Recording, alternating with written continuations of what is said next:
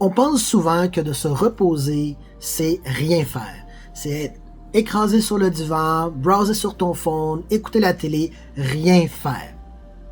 Mais, après ça, on se rend compte qu'on est encore fatigué. Ben, c'est parce que le repos, c'est pas nécessairement juste de rien faire.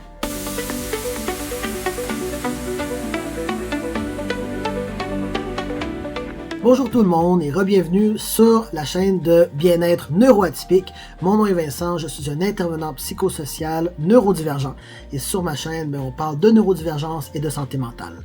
Et aujourd'hui, on va parler du repos.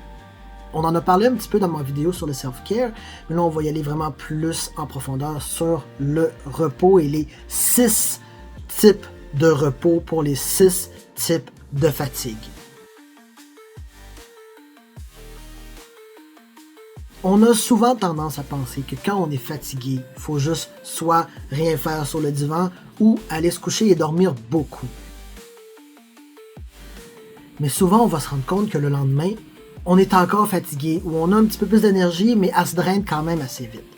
Ben, c'est peut-être parce qu'on n'a pas utilisé le bon type de repos parce que c'était pas le bon type de fatigue. Donc, je vais vous expliquer les 6 types de fatigue et les 6 types de repos.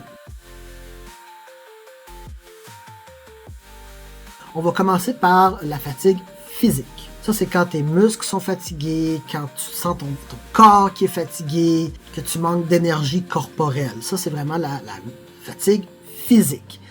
Qu'est-ce qu'il faut faire dans ce moment-là? Ben, c'est un petit peu ce que tout le monde fait quand ils sont fatigués. C'est dormir, faire des étirements, boire de l'eau, faire des petits mouvements doux, genre du yoga, des trucs comme ça, pour reposer notre corps.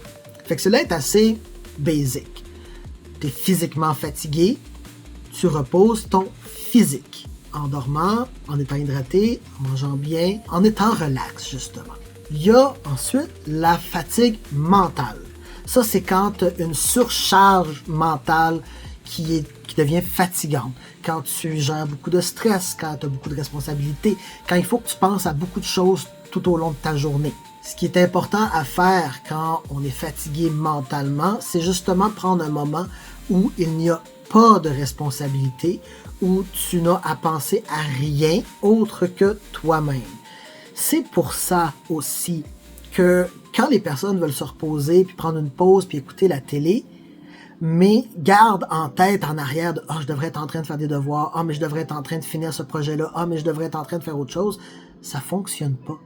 Ça fonctionne pas parce que t'es pas en train de te reposer. T'as encore ta charge mentale qui est en arrière de ta tête et qui tourne. Donc, même si t'as passé 3 heures à être dans ton cocon, à browser sur TikTok, si ta tête continue, tu ne vas pas être reposé parce que c'est une charge mentale, c'est une fatigue mentale. Donc, faut déconnecter ça. Pour certaines personnes, ça va être de se déconnecter des écrans complètement. Donc, de prendre un livre, d'aller marcher, de faire n'importe quoi qui n'est pas sur un téléphone ou sur une télé ou sur un ordinateur. D'autres personnes vont faire des activités créatives, vont faire de la peinture, de la sculpture, du crafting. Puis d'autres personnes vont être capables d'avoir ce que j'appelle un vide mental. Moi, c'est ça que je fais. Quand ma surcharge mentale est trop grosse puis j'ai vraiment besoin de fermer tout ça puis de faire du self-care mental, je m'en vais dans ma chaise en œuf. J'ai une chaise en œuf qui est suspendue. Je m'installe là-dedans avec une grosse doudou. Je me mets de la musique fort dans mes oreilles et that's it. C'est tout. Je fais juste être dans mon cocon qui berce un petit peu tranquillement et j'écoute ma musique. Je ferme mes yeux puis je suis comme ça. Des fois juste pendant une demi-heure, puis ma tête ne pense plus à rien autre que d'écouter ma musique. J'écoute ma musique, je la chante, je fais juste focusser sur la musique, les paroles, ce que ça me fait me sentir.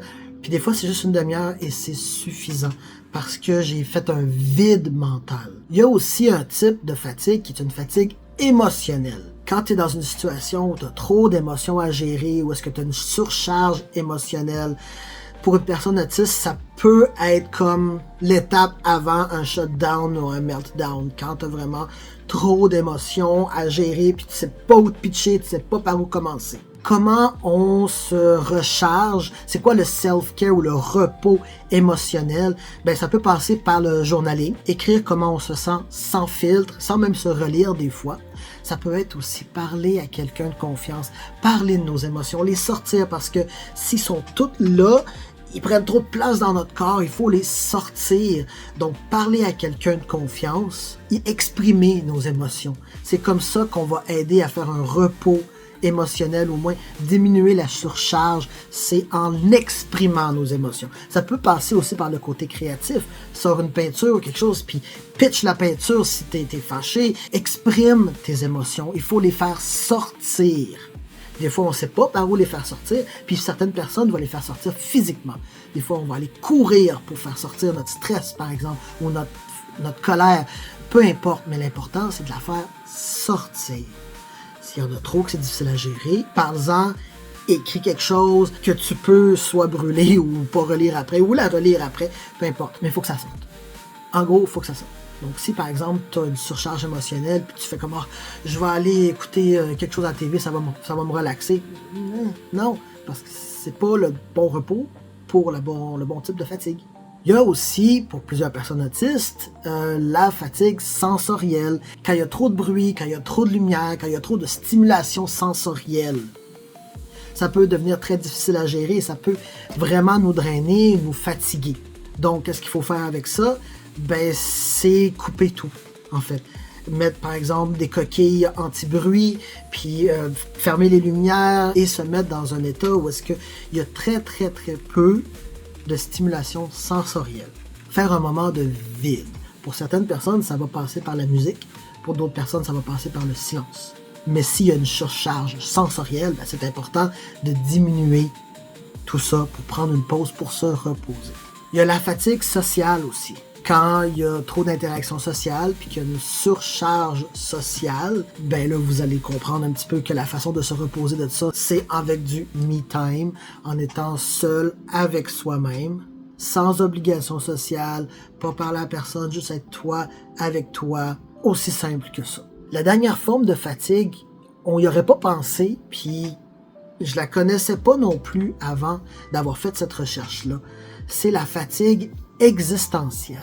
Quand tu as un sentiment de vide ou d'absurdité de la vie, voire même une crise de sens existentiel, ça peut être quelque chose qui nous fatigue, qui nous draine. Quand tu sais pas pourquoi tu fais telle chose, quand tu sais pas où tu t'en vas dans la vie, tu sais, toutes ces choses-là, c'est que ça peut drainer. Fait que comment faire quand tu as une fatigue existentielle pour te reposer? Ben, je pense que ça passe par les valeurs. Reconnecter avec tes valeurs.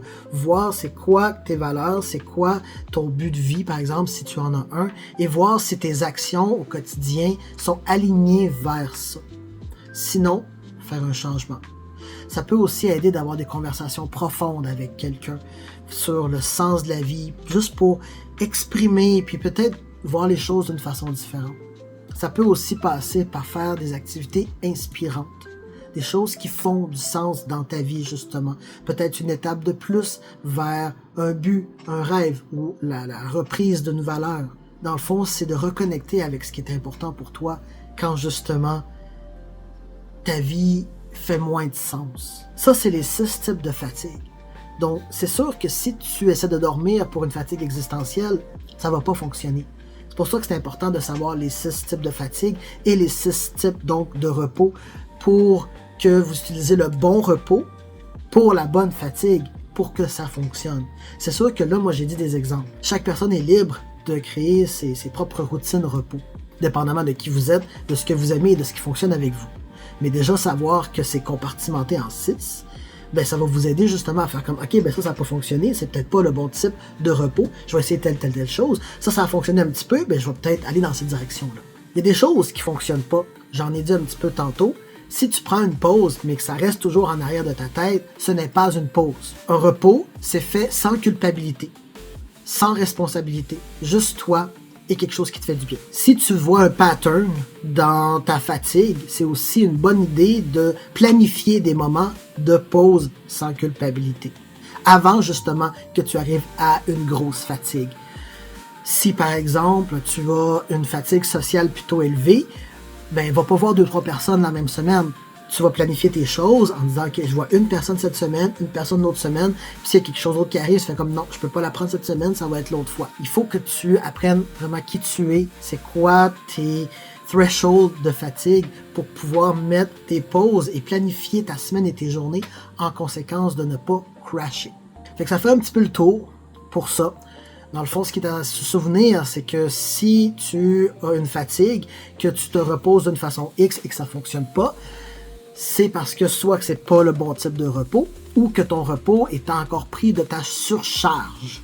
Et souvent, la façon de se défaire de cette surcharge-là, c'est soit d'en parler puis de l'exprimer, de le faire sortir, ou de te mettre dans un petit cocon avec absolument rien, pas de lumière, pas de son, pas d'interaction, pas rien, juste toi une demi-heure, tout seul.